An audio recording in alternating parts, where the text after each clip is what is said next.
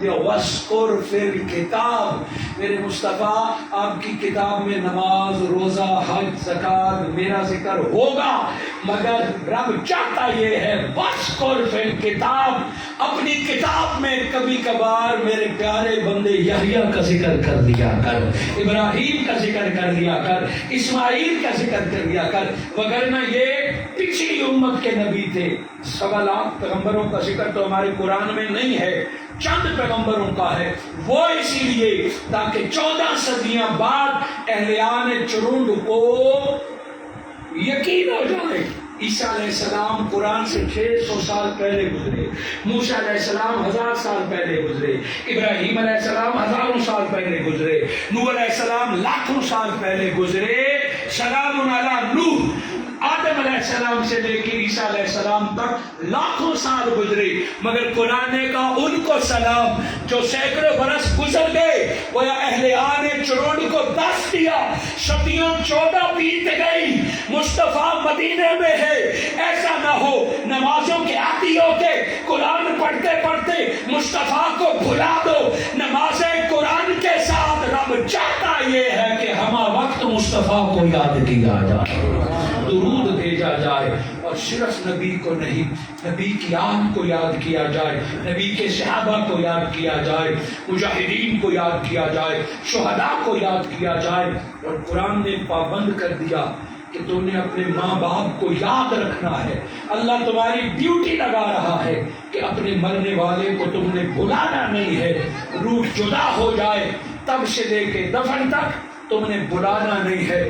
نماز، ہر نماز میں ربنا اغفر لی، پہلے اپنا آپ گناہ بخشوا، کیونکہ جو خود گناہوں پر اڑا رہتا ہے اللہ اس کی دعائیں قبول نہیں فرماتا۔ جو گناہوں کے چھوڑنے کا ارادہ کر لے اللہ پھر اس کی دعائیں قبول فرماتا ہے۔ ربنا اغفر لی، اے اللہ مجھے بخش دے، میرے والدین کو بخش دے، پھر سارے مومنوں کو بخش دے۔ وہ سارے مومنوں کے نام بھی نہیں جانتا، مگر ہر نماز میں یہ دعا مانگ رہا ہوتا ہے کہ اللہ پوری امت مسلمہ کو بخش دے۔ کبھی کبھار بندہ اس کیفیت میں ہوتا ہے کہ لبوں سے جو لفظ نکلتے ہیں اللہ اسے قبول فرما لیتا ہے۔ اور پھر قرآن میں اللہ رب العزت نے حکم دیا رب ارحمہما کما ربیانی صغیرا، میرے مصطفیٰ یہ دعا خود بھی پڑھیے اور اپنی امت کو بھی سکھائیے کہ صرف سگی ماں کے لیے نہیں، صرف سگے بابا کے لیے نہیں، رب ارحمہما، اے اللہ ان پر رحم فرما، کما ربیانی صغیرا، ایک ہوتی ہے ماں، ایک ہوتے ہیں باپ، یہ پیدا کرنے والے ہوتے ہیں، مگر کبھی کبھار ماں پیدا تو کر لیتی ہے مگر پالنے کا موقع اسے نہیں ملتا۔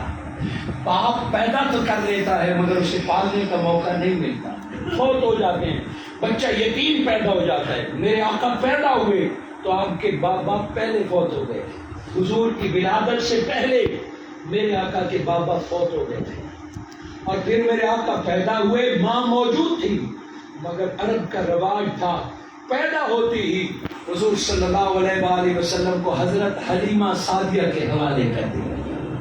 حضرت حلیمہ سعدیہ لے گئی، اپنے بدن کا دودھ پلاتی تھی، اپنے گھر میں پالتی رہی، اور وہ 5-6 سال تک پاس رکھا۔ پھر میرے آقا جب اپنے گھر تشریف لاتے ہیں تو 6 سال کی عمر میں حضور کی والدہ فوت ہو جاتی ہے۔ یعنی نہ بچپن میں میرے آقا کے والد نے خدمت کی، اور نہ لڑکپن میں ناز اٹھانے کے دنوں میں حضور کی ماں نے حضور کی خدمت کی۔ ان دونوں ہستیوں کو رب نے اعزاز بخشا کہ انہوں نے مصطفیٰ کو جنا۔ یہ کائنات کی عظیم ترین خوش قسمت ترین جوڑی تھی۔ اسی طرح اگر صرف دعا میں ہوتا کہ اے اللہ میرے والدین کو بخش دے تو باقی لوگ چلے جاتے، رب نے فرمایا کما ربیانی صغیرا، جس نے بچپن میں پالا ہے. کوئی اپنا بچپن دادی کے باہوں میں گزارتا ہے، کوئی پھپھو کے، کوئی خالہ کے، کوئی نانی کے، کوئی نوکرانی کے گزارتا ہے. کبھی کبھار ماں سے بڑھ کر ددحال خدمت کرتے ہیں، کبھی کبھار ماں باپ سے بڑھ کر ننہال خدمت کرتے ہیں. کوئی یتیم ہوتا ہے، کوئی یتیم نہ بھی ہو پھر بھی خاندان والوں کا لاڈلا یا لاڈلی ہوتی ہے. قرآن نے آیت کو جامع رکھا، کما ربیانی صغیرا. مصطفیٰ یہ دعا مانگیے کہ جس نے بچپن میں لاڈ اٹھائے ہیں مولا اس پر رحم فرما. سو بارے نبی الاول پیغام دے رہا ہے کہ حضرت آمنہ نے پالا تھا مگر پیٹ میں، بعد آمنہ کے حلیمہ تجھے بھی حصہ ملے گا کہ تو بھی مصطفیٰ کی خدمت کرتی رہی ہے. ارے علی کی اماں فاطمہ بنت اسد تجھے مبارک ہو، تو بھی مصطفیٰ کو پالتی رہی ہے، تجھے بھی مصطفیٰ کی دعا کا حصہ ملتا رہے گا. اب عبد المطلب تو ہے دادا مگر بعد عبداللہ کے تو نے مصطفیٰ کو جھولی میں پالا، تو دادا ہے مگر تجھے بھی اجر ملے گا. ارے میرا دل کہتا ہے جہاں اوروں کو اجر ملے گا روز حشر نہ فرمائے گا ابو طالب تو نے بھی عمر بن محمد کی خدمت کی، جہاں تجھے بھی اعلیٰ مقام عطا فرمایا. جو جس نے اگر حلیمہ کا شوہر حارث مصطفیٰ کا ادب کرے اسے ایمان مل جائے، ام ایمن ادب کرے اسے ایمان مل جائے، تو ہم کیسے مانیں کہ جس نے عمر مصطفیٰ کی خدمت کی اور وہ ایمان سے محروم رہ گیا ہو. یہ کربات جاری ہے، یہ فضلات جاری ہے. جو بھی ربیع الاول میں مصطفیٰ کی آمد پہ جشن مناتا ہے، جشن منانے کے طریقے پہ اختلاف کر سکتے ہیں. آپ کو جھنڈیاں اچھی نہیں لگتی نہ لگائیں، چلانا اچھا نہیں لگتا نہ لگائیں، جلوس میں اچھا نہیں لگتا، مطلب ہے خوش ہونا.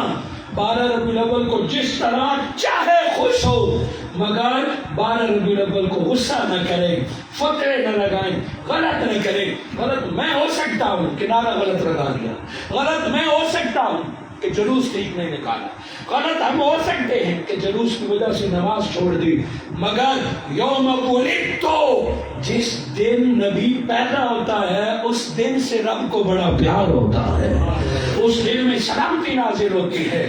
اور ختم نبوت کا تقاضا یہ ہے کہ 14 صدیاں گزرنے کے بعد جب ربیع الاول میں چرند سجتا ہے، گلیوں میں جھنڈیاں لگتی ہیں، گھروں میں چراغ لگتے ہیں، اور فائدہ ہو نہ ہو دشمن کو پتہ چل جاتا ہے جو کو ابھی نبی کا برتھ ڈے نہیں بھولی وہ معراج کیسے بھول سکتی ہے، وہ قرآن کیسے بھول سکتی ہے، وہ بدر و احد کا جہاد کیسے بھول سکتی ہے. یہ قوم تو ابھی برتھ ڈے نہیں بھولی.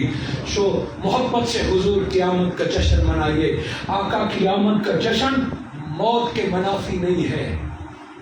موت اور ولادت ایک دن بھی ہو تو شوق منانے کی 3 دن کی اجازت ہے، اس کے بعد مرضی ہے. ختم، صدقہ، خیرات، دعا. مگر نبی کی آمد اور نعمتوں کے ملنے پر جشن کا حکم ہے.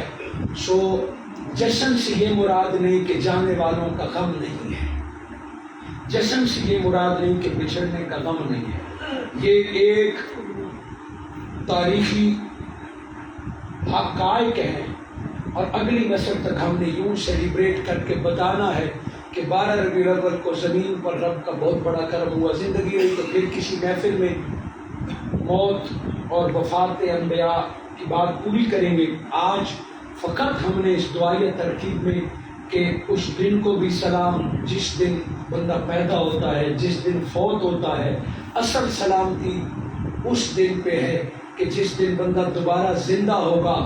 قبر حدیث مبارکہ سے ہے کہ جب بندہ قبر سے اٹھے گا نا، ہم میں سے ہر ایک اٹھے گا.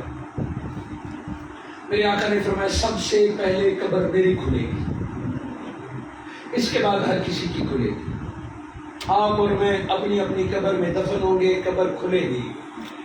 تو ایک روایت ہے کہ جب قبر کھلے گی بندہ قبر سے اٹھے گا اور کہاں جائے گا؟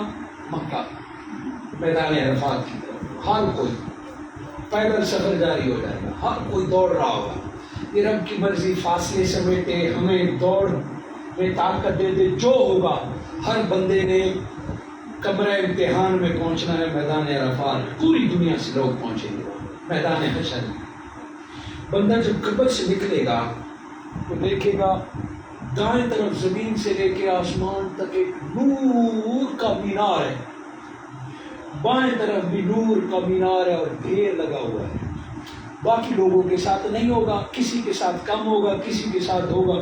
یہ جب قبر سے نکلے گا آٹومیٹیکلی رخ ہو جائے گا میدان حشر کی طرف. جب یہ چلے گا نا تو وہ نور کے مینار اور نور کے ڈھیر اس کے ساتھ چلیں گے. یہ دائیں دیکھے گا، بائیں دیکھے گا، یہ کیا ہے؟ فرشتہ جو پروٹوکول کے لیے آیا وہ بتائے گا کہ خوش نصیب یہ تیرے اعمال ہیں، یہ تیری نیکیاں ہیں. جب تو قبر سے اٹھے گا تو یہ نیکیاں اسی طرح تیرے ساتھ حشر تک ساتھ جا رہی ہوں گی. وہ رک جائے گا. میں اتنا نیک نہیں تھا، میری اتنی نیکیاں نہیں تھی کہ زمین سے آسمان تک ایک مینار بنا ہوا ہے، ڈھیر لگا، یہ میری نہیں ہے.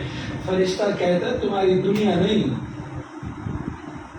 یہ یہاں کا نظام ہے، یہاں غلطی نہیں ہوتی. کہا نہیں یہ میری نہیں ہے، یہ کسی اور کی ہے، میرے ساتھ ویسے ہی چل رہی ہیں. فرشتہ کہے گا تیری ہے. تو یہ کیس رب کے حضور حاضر کیا جائے گا کہ مولا یہ بندہ اپنی نیکیوں کا منکر ہے، یہ میری نہیں ہے. رب فرمائے گا اسے بتا دو ہاں تو نے نیکیاں کی نہیں تھی، تو کم نیکیوں کے ساتھ قبر میں آیا، مگر تیری خوش نصیبی یہ کہ تیرے بعد تیری اولاد نیک بن کے زندگی گزارتی رہی ہے، عمل صالح کرتی رہی ہے، نیکیاں تیرے بیٹے اور بیٹیاں کرتے رہے ہیں، اجر رب تمہیں عطا فرماتا رہا. چونکہ تو زندگی میں اولاد کو قرآن سکھا کے آ گیا، تو زندگی میں نماز سکھا کے آ گیا، سچ بولنا سکھا کے آ گیا، عمل صالح سکھا. تو نیک صالح اولاد عمل جاریہ ہے، صدقہ جاریہ ہے کہ خوش نصیب باپ، خوش نصیب ماں، نیکی تیری نسل کر رہی ہے، اجر رب نے تمہیں عطا فرمائے ہیں. تو اس دن پتا چلے گا کہ اولاد کو اگر اخلاقیات سکھائے، اولاد کو سلامتی سکھائے، یہ کل 40 میں تو رب قبول فرماتا ہے، فرمائے گا نہ جانے ہمارا دور آئے گا تو کوئی کرنے دے گا یا نہیں دے گا، یا کرنے والے کے پاس وقت ہوگا یا نہیں ہوگا. خود تیاری کریں. کل سے بڑھ کر 40 سے بڑھ کر تیاری یہ ہے کہ اپنی اولاد کو ادب محمد سکھا کے چلے جائیے، محمد اور آل محمد کا عشق اور صحابہ کا ادب سکھا کے چلے جائیے، قرآن کی تلاوت سکھا کے چلے جائیے، سچ بولنا سکھا کے چلے جائیے، سجدوں کی لذت بتا کے چلا جانا چاہیے. پہلے 10 سال یہ محنت کرے کہ پہلے 10 سالوں میں اولاد کو نماز آ جائے، قرآن آ جائے، نبی اور نبی کی یاد پر درود آ جائے، صحابہ کا ادب آ جائے. پہلے 10 سالوں میں یہ کام کر لو، گھروں پر بھی رحمت برسے گی اور قبر میں بھی نور برسے گا. بہت خوش نصیبی حاجی نذیر احمد تارڑ صاحب ماہ ربیع الاول کے بابرکت دنوں میں دنیا سے رخصت ہوئے کہ جب ہر طرف خوشیاں خوشیاں ہیں، جب ہر طرف صلاۃ و سلام محافل ہو رہی ہیں، درود پاک کے کروڑوں لاکھیں گجرے آقا پر پیش کیے جا رہے ہیں. ایسے ماہ ربیع الاول میں یہ وہ مہینہ تھا کہ اللہ نے بارشیں عطا فرمائی تھی، اللہ نے حاملہ عورتوں کو بیٹے عطا فرمائے تھے، بنا موسموں کے درختوں کو پھل عطا فرمائے تھے. اس مہینے میں کوئی قتل نہیں ہوا تھا. رب نے رحمت کے دروازے کھول دیے اسی امید کے ساتھ کہ اے اللہ جس طرح اس بار ربیع الاول پہ کرم کیا تھا حاجی نذیر احمد تارڑ پر بھی ماہ ربیع الاول کے صدقے قبر میں کرم فرما اور آقا کے ولادت کے صدقے بغیر حساب و کتاب کے بخشش عطا فرما. بارے دیگر تارڑ برادران سے، پوری فیملی سے اور بالخصوص حافظ نوید عباس صاحب، محترم غلام مصطفیٰ تارڑ اور شناور تارڑ صاحب، ایک بار پھر آپ سے تعزیت کرتا ہوں. اب رونے سے بڑھ کر کمال یہ ہے کہ آپ بالخصوص مرحوم کی اولاد 5 وقت کی پکی نماز پڑھے، اور ہر فرض پھیرنے کے بعد دعا کرے کہ مولا عبادت تیری کی ہے، بخشش کی سلامتی کی دعا بابا کی مانگ رہے ہیں۔ سب سے بڑا ایصال ثواب ہے، سب سے بڑی میرے والدین کو بخش دے، اس سے بڑا کوئی وہ کئی پلوں سے بڑھ کر ہے، وہ کئی برسیوں سے بڑھ کر ہے کہ روزانہ خود تلاوت کرے، اس کے نمازی بن جائیں تو روزانہ کی بنیاد پر ہمارے بزرگوں کو اجر و ثواب ملتا ہے۔ ماہ ربیع الاول کے صدقے اللہ آپ تمام کو غموں سے محفوظ فرمائے، بالخصوص اس خاندان کو مزید نقصانات سے محفوظ فرمائے۔ اللہ ربیع الاول کے نور کے صدقے پاکستان کو استحکام اور سلامتی والی صبح عطا فرمائے۔ جزاک اللہ خیر۔